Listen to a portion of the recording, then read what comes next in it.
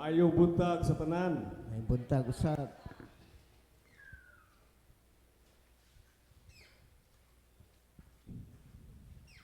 Kung nakapaminaw mo sa Ebanghelyo,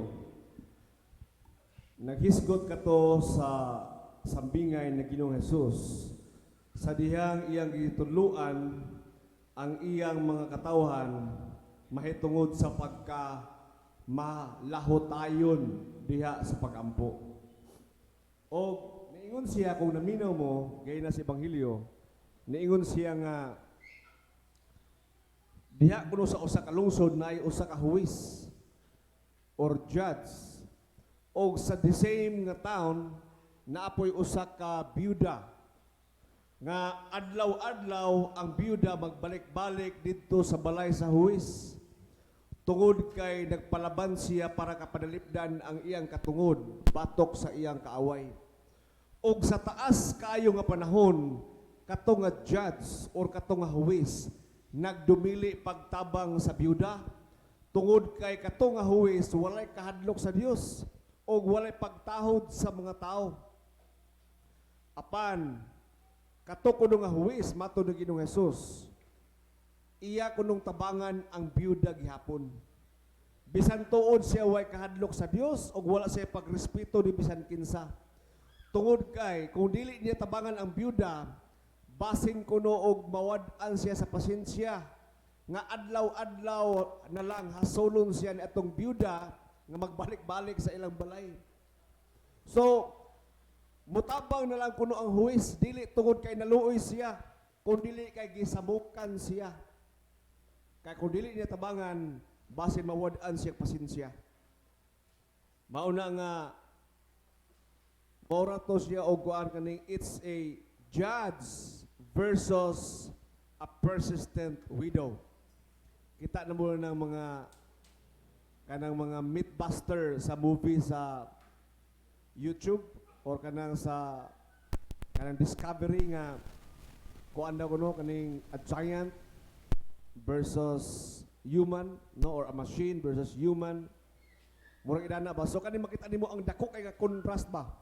Nga ang usa ka tawo nga gamhanan nga naay katungod nga maghatag og hukom og magset sa kaugmaon sa tao nga usa ka huwis og usa ka contrast kaayo nga usa ka byuda. Unya lain ba ang byuda sa una kay dili pareha sa atong byuda karon nga kuan kaning mga arangan man ang mga byuda karon. Ang mga byuda gid sa una literal gyud nga walay nahot, wala gyud ikabuga o wala gyud kwarta tungod kay sa unang panahon manggod labi na sa mga first century set up no sa ilang community nga nagsaligid sila sa ilang bana o kung naa may gibilin ang ilang bana.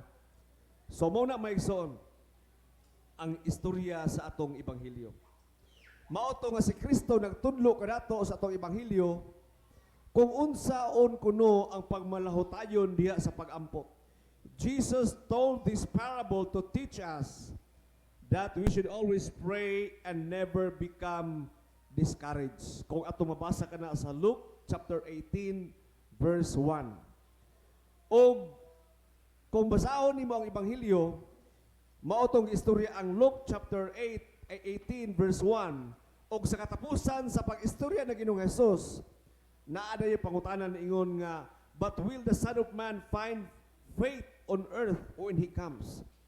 Tinuod kuno nga malahotayon kita sa atong mga pagampo, pero ang pangutana, makaplag pa ba siya og pagtuo sa dihang siya mobalik?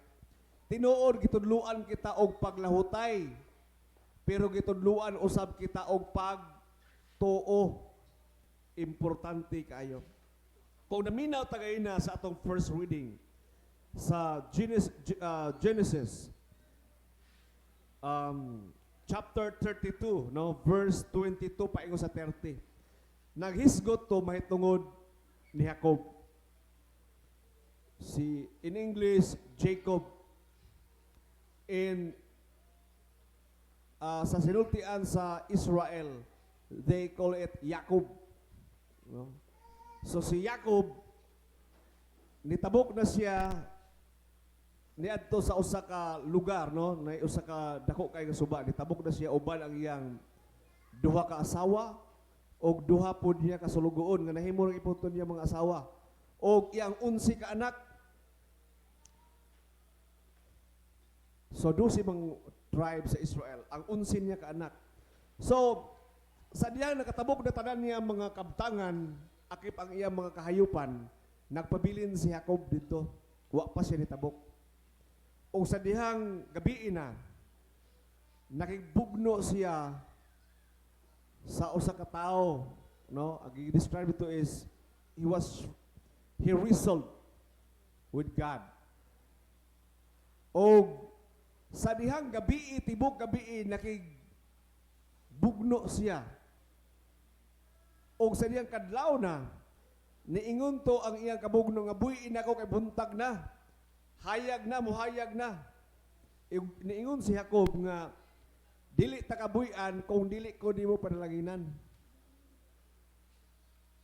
Og nangutana to, ang iyang kabugno nga, unsa man imong ngalan? Insa ako ngalan mao si Jacob, insa sukad karon dili ka na Jacob, kung dili imong ngalan Israel na. Og nasayod ta nga, ang iyang tatay ni Jacob, gisaaran siya nga mahimong amahan sa daghang mga nasod si Abraham. Og si Jacob, nga iyang anak, nga iyang apo ay ni Abraham, nakaboton og 4 ka asawa og 12 ka anak, og iyang ngalan kuno mao, dili na Jacob, kundi Israel na. So, gipanalanginan niya si Jacob, o nalipay si Jacob tungod kay, ingon siya nga, niingon ang balaang kasulatan in Genesis chapter 32 nga iya kunong gunitan ang dapi-dapi ni Jacob, iyang diri sa iyang hips ba, hip bone, og nalisa, og ibuhian niya. Og ingon si Jacob nga, I have seen God face to face and I never die. Insa nakita na ko ang Dios naong sa naong, og wala kuno siya namatay. Og ingon to ang Ginoo tungod kay nakibugno ka man, no, sa tao o sa Dios o sa tao. Kulba kay to, no, nakibugno ka man sa Dios o sa tao. So it's just like Jesus Christ. He is God yet he is man. He is man yet he is God. And he is both 100% God and man. Iyang gipanlanginan si Jacob. So ang lesson nito is ang parallel ba sa atong ebanghelyo nga ang usa ka byuda nga balo nga mapadayunon o persistent kayo siya sa iyang pagpangayo, sama usab ni Jacob dito sa Old Testament nga gigunitan gid niya ang Dios, wa gid niya buhi. Og niingon ang Dios, buhi na ko kay buntag na. Insya dili lagi ko kundi ko diyo panlaginan. Og think of this, si Jacob ya unsi na iyang anak sa atong kung sa atong setups na wala na hangin, di ba kay unsi na gudang anak, murabag sa ato ba nga, wala na, di na kagwanta. Kay unsi ka pong anak, di daghan pa kinasawa. So, pero ni kaya niyang bugno sa Dios, gikan sa gabihan to sa kadlawon. Uy, may son, ayaw nyo na awata si kaning kang Jacob ba, daghang asawa, kulba, pwede dito na niya pader. Ang kultura sa mga Hudyo, labi na gid sa mga harianon, dawat na sa ilang kultura, labi na kung naakay gitawag nga royalty, naakay katakos o naakay kanang kapasidad o katakos. Pero sa atong kultura sa Pinoy, dili na siya applicable. Tungod kay makadawat man ang ilang mga asawa kaniadto tungod kay naaman kadana nga posisyon sa katilingban. Pero naman tayo gitawag nga lain nga kultura sa atong panahon karon. Labaw na gyud sa kultura sa One Holy Catholic and Apostolic Church sa iglesia. Lahi man ang kultura sa iglesia panahon ni Kristo kay nag-set naman sila og new course. Mao bitaw nga kung tan-awon nimo ang mga obispo, mga santo papa tag-isa ra gid ng asawa. Oh. So, pasensya na ha, mga igsoon ha. Isa ra gyud. Ayaw niya na himo nga excuse si Jacob, si David, si Solomon. Okay, kay mga hari unputo sila, hari day ka. Oh, naghari-hari lang ko pader. Oh. So, naman tay kultura, kung imong kultura ato kultura diri nga dili mo tugot ato mga asawa, mahimo mo na siya nga sakit sa ulo og kasamok. Unya imbes nga mahimong panalangin sama ni Jacob nga unsik mong asawa, nahimo na hinuon nga dimalas o hinugdan sa panag-away. So di na lang tukit ana. Pero ang simbahan magud usay magtago-tago ang simbahan, madili na hisgutan sa simbahan. Labi na sa Roman Catholic, dili sila hisgutan ana kay di man po sila ka-relate, kay wa man sila mga asawa. No, so kay may nga mga pare sa CEC makatambag mi. Yung bito ko ni Padre Rex on time. Yung ko makatambag mi sa mga pamilya kay kami nga mga pare na may experience. Dili amo experience dili ni ingon nga experience nga lutaw tinuod gyud. Kay amo man na sinati awa pa ni Padre kay hapit pa man eh. So may God bless your journey. By the way, nalipay ko kanina kay na professional ba? First time nga ang diakono, papa o niya ang sabdikon anak, first time ko kita nagtunog. Atong pagpakan ang Ginoo eh. Kapantay to ko kanina ko eh. Nindot po kayo no? So, first time po nga mapadayon na to nga ang kuan, ang celebrante, pare or obispo o niya ang dikon, kunya ang sabdikon, dikon gyapon, wa po na ng dikon ng isa karon, no? Pero hapit na, nanimaho na.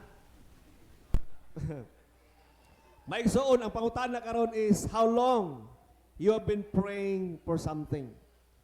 Unsa na ba kadugay kaha kita nga nangandoy og nakigbugno sama ni Jacob or sama ni atong balo or byuda nga pobre nga niadto sa huwes sa dugay na kaayo nga panahon nga wa gyud nagbali-bali ang huwes sa iya. Ako pangutana kung unsa nakakadugaya pod sa imong mga pag-ampo nga wa gyud katubaga sa Dios nga murabag tinuod ba ka Lord? How many battles and struggles you're currently facing? Ang pangutana, how many problems do we have right now, right in front of us? Or how many giants or beyond our capacity we are facing? Or are you picking a wrong battle? Or basin natin mga pakigbisog o pakigbugno sa atong kinabuhi. Pero ang atong kabugno, atong kontra, ato ra pong mga mama o ato ra pong mga anak, you're facing a wrong battle or you're fighting a wrong battle sometimes. Or basin baya og nag-ampo ka sa kaalautan sa usa ka tawo. Lord, di na ko manimalos Lord, pila ako mga pag-ampo Ginoo nga imo siyang piangan Lord. Di ba kabantay ko na nakaduog ko na Ginoo na bahala niya na. May unta na siya, makuha na siya. Maligsa na. Sorcery mo na may zoon. That's sorcery. Kanang imo siyang gibarang ba? Pero Ginoo imo gigamit, di maayo. No?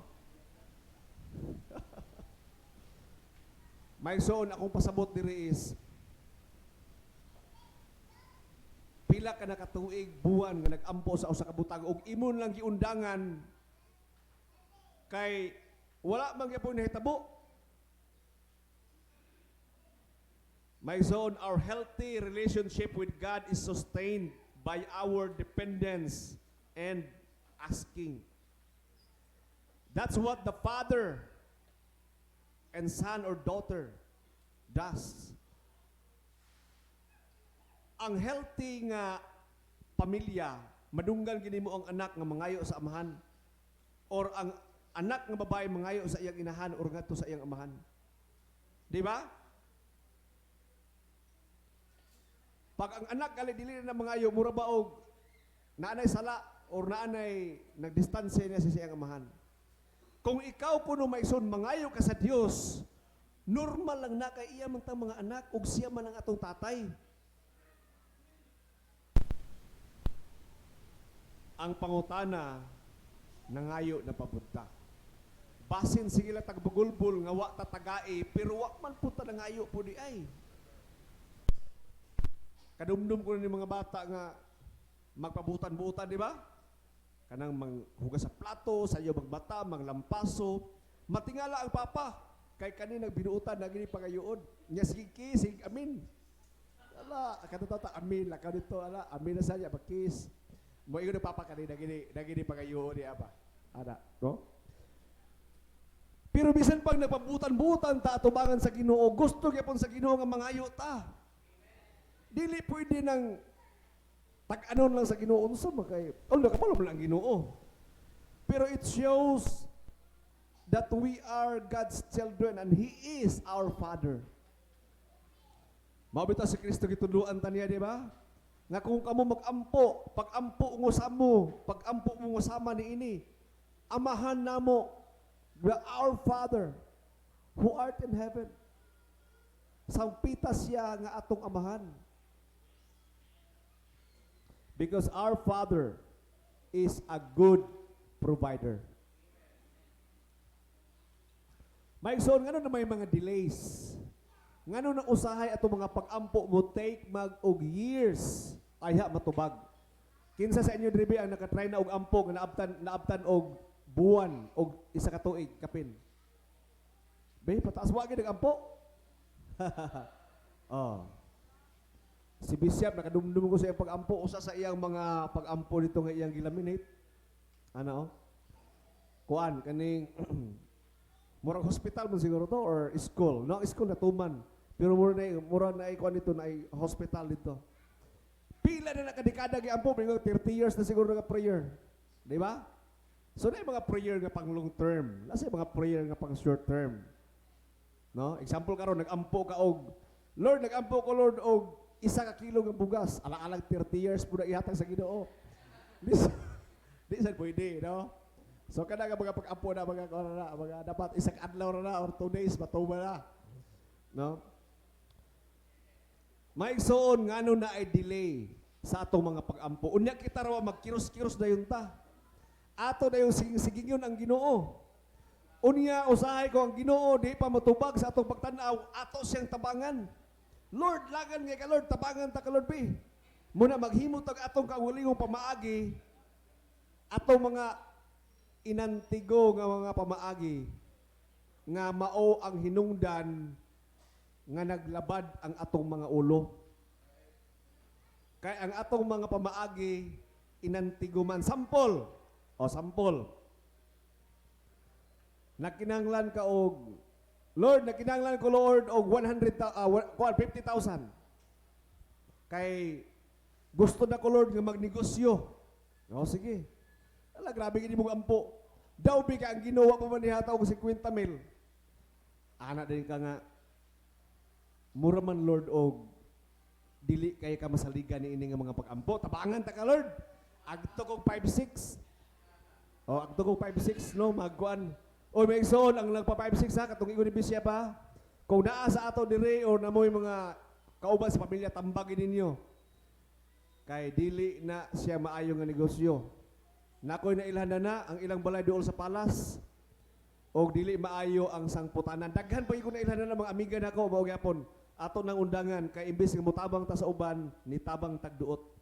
So, gitabangan nimo Ginoo nga Lord, dugay kay ka Lord, 50,000 ra og ipangayo nimo Lord. Kaya man ta nimo ihatag Lord kay tag-iya man ka sa langit og sa yuta, ang bulan og mga bituon, ang kakahuyan, ang mga palkata imuha. Ngano man ka na 50,000 Lord nga langan man kay Lord niabot ta man og 6 months. Tabangan ta ka Lord, mangutang ko sa 5-6. Sige, nangutang ka 5-6. Nakanegosyo ka tuod, nilambo imo negosyo, nilambo. Daw be kay na may mga panahon nga negosyo gali, naagali, di man pwede ang negosyo nga permanente lang yun, ana. Dili na negosyo, scam na na. Namang ina yung mga ana, di ba? Rise and fall ba sa sales? Usahay taas, usahay ubos. December, taas ang sales. Pagting eskwela, ubos ang sales.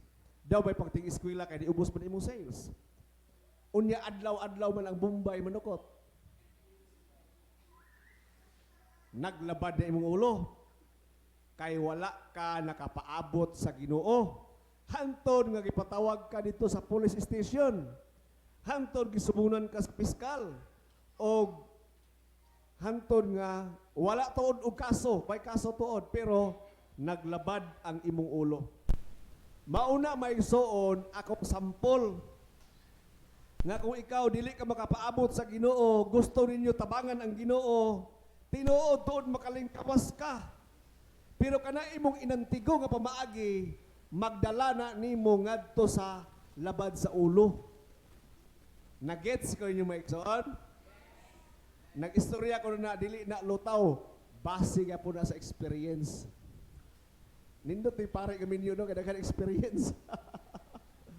So, why there are some delays? Nga naman maigsoon nga na may mga delay sa ato mga pag-ampo. Remember, our God is perfect. Og nasayod na siya daan sa wala pa nagibuhat ang kalibutan, og nasayod na siya daan unsay mahitabo nimo, og nasayod na siya daan sa katapusan sa kalibutan. He is the Alpha and the Omega. He knows everything. God is perfect. That is the reason of the delay.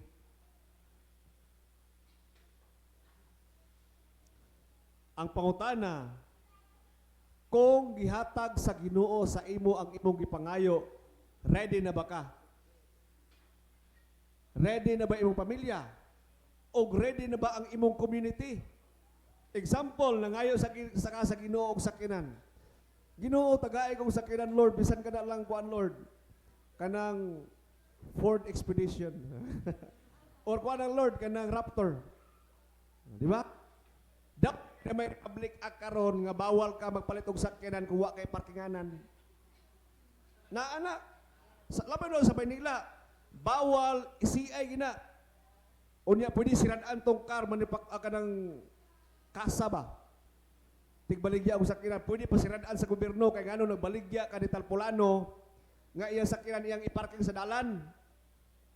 Kamo ang imong sakyanan na remember, be responsible sa imong mga vehicles at mga sakyanan kay kanang dalan ang tag-iya na gobyerno Republic of the Philippines tanan ang tag-iya dili pwede na nga imong parkingan sa imong sakyanan, pwede lang idling or hazard, no, pero di pwede nga diha nimo i-parking muna nga ituwing, no, di ta masuko sa mga law enforcer. We must be a law-abiding citizen as God's children. Muna nangayong sakyanan sa Ginoo, van taas kaayo unya okay parkinganan, di ba? Dili pa ready ang imong komunidad, dili pa kaandam ni ana. Or nangayo ka sa Ginoo og motor man ang ipangayo taon, Lord, oy di man sakyanan kanu dugay man gihatag, wa man kay lisensya, ispi man ka unya pag naa si dipay katong pulis wa na rabat likay-likay ka, no, kay wa man kay driver's license. Or bato pa kag paderex karon wa ba kay kapalit sa gasolina. Di pa ba kapalit sa gasolina? Kanang mga manira-garilyuhay, undangin niyo na sigarilyo. Ano na madlong na ko ani. Kay unang-una, kung di mo maka-afford og palitan na sige mo pangayos inyong mama, mga batan-on, mga ulitaw, uruwe mga trabaho. Kung pag nanay trabaho, pwede sigarilyo, sige pahit mo sigarilyo. Pero ay mo palabi ng sigarilyo nga kada taod-taod chain smoker na, no? Kada taod ilis ba? Maigsoon ang atong lawas gipakamatyan ni sa Dios. Gipalit niya ni sa iyang kaugalingon nga dugo ug iyang kaugalingon kinabuhi kay iya tang ipangga og maayo niya imong daoton. Ang Ginoo di malipay ni ana. No, so pag maningil ang lawas, moingon sa Ginoo, Lord, Ginoo ayuha in taon ko. Moingon din Ginoo kaayo gid imong dukduka. Ingon ba si Pader Asol nga undangan na nimo. Bitaw, no? So kuan friendly reminders. Wala man sa wali karon pero naisgutan mo nato. Ato nang undangan. Kay dili na maayo, pwede man nang kuan kanang okasyonal, di ba? Kanang grupo ana, kamuro kami ni bishop ba? Naay kuan ay fellowship, no? Magsigar. Lahi ra man mo sigar namo kay mahal ra ba kay na tag $10 sa mga isa na tag $20. Muna nga dugay kay mahurot. No, okay ra na siya, naka-fellowship mo na, no? Pero kada adlaw na nimo, di na maayo na, kay bisyo na. Ang bisyo gali ka ng ulipon ka na ba? Muna diha man nasugod sa patikim-tikim, o mga batan-o, no? Mga vape, ala kayo, sikat mangod kay Pader. labi na ako kauban nag-vape. Ako ray wala murag kaingon sila nga pobre ko. O wala ko ika-afford, di ko sabay sa uso, vape pud ko. Okay po na ang vape yapon pero ayon nang ingon nga mura ka na gyud og giamigas kuha kay vape. No, di giga mabuhi di sa na maayo. Basta anything nga ikaw gina-control. Okay? Kontrolado na ka, di na maayo. Dapat ikaw ang naay control sa mga butang nga gihatag sa Ginoo sa imo. Kaya kung ikaw nagali ang makontrolar ni ana nga kada taon-taon na gyud mag-vape ka, mag-sigarilyo ka, mag-cigar, mag-inom, na biyae na. Kaya nga naman, nahimo na nga hilo o nahimo na nga tunglo kanimo. So naay mga delays usahay sa atong mga pag-ampo. Moingon ta Ginoo, ipa-abroad in town ko Lord. Kay para makasuporta ko sa akong pamilya. Unya, wa pa kay passport. Hindi ka ka-abroad yapon. Unya, wa pa tatak visa. Patatak ka sa nag-visa na, di ba? Ay, ka maka-abroad, ya secure ni pamasahe. Unya, akong tambag sa mga minyo. Wa kaya po nilabot sa wali. Nagisgot po ko tag-abroad. Kung mahimo, ayaw mong abroad, basta minyo. Babae, lalaki, kung mahimo, dili mo mag-abroad. Kaya nga naman, imong proteksyonan ang imong bana, or bana, imong proteksyonan ang imong asawa. Kaya grabe kayo karon si pare. Pre, labay ko pre, di ba? Oh, labay dayon kay naaman ko pagwa ko, hapit to.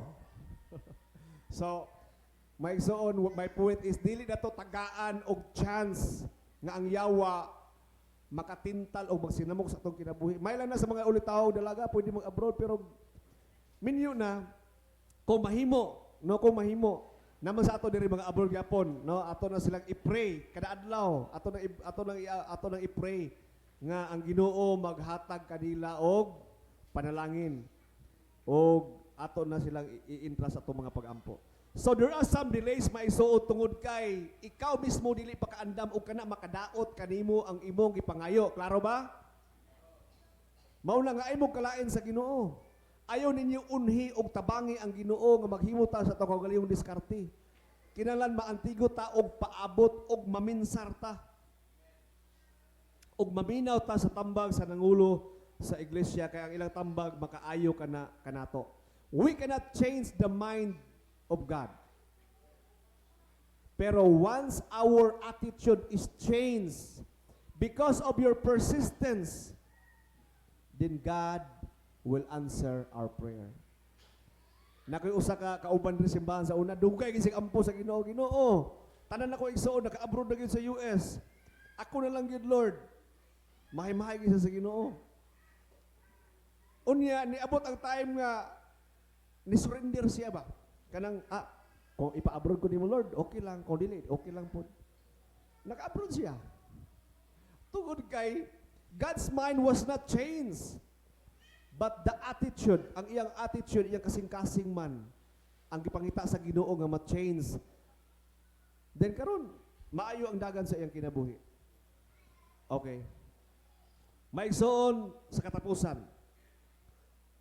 Si Ginoong Jesus nagtudlo kanato ni adto nga parable. Mahitungod sa huwes og sa byuda nga pobre nga nagpatabang tungod kay gusto niya tudloang taog leksyon.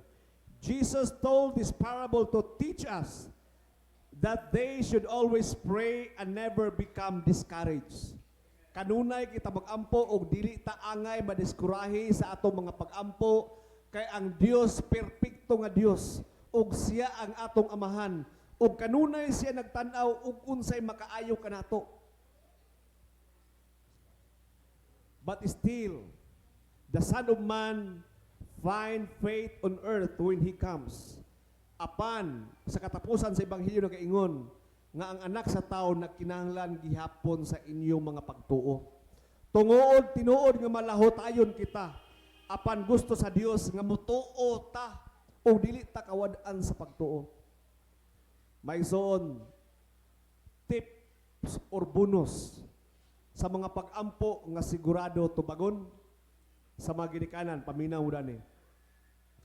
One of the most powerful nga prayer sa mga ginikanan nga pwede ninyo buhaton, iampo ninyo inyong mga anak. labi na ang proteksyon sa inyong mga anak. Why? God will surely answer your prayer and He will not delay because you have the parental and spiritual authority sa inyong mga anak. Kada inyong mga anak, iampo ninyo nga maayo ang ilang pagtuon, maayo ang ilang pagbiyahe, safety. Kana tanang mga pag-ampo ba? Kana nga mga pag-ampo may suon, ganahan kayo motubag ang Ginoo ni anak kay para sa imong mga anak. Kung gusto mo mag-invest o mga pag-ampo nga sure, pag-ampo mo sa Ginoo para sa kaayuhan sa inyong mga anak. Tungod kay isip ginikanan na amoy parental authority and spiritual authority sa ila og ang grasya sa Ginoo sayon kaayo nga magapamuhat. Palihog manindog.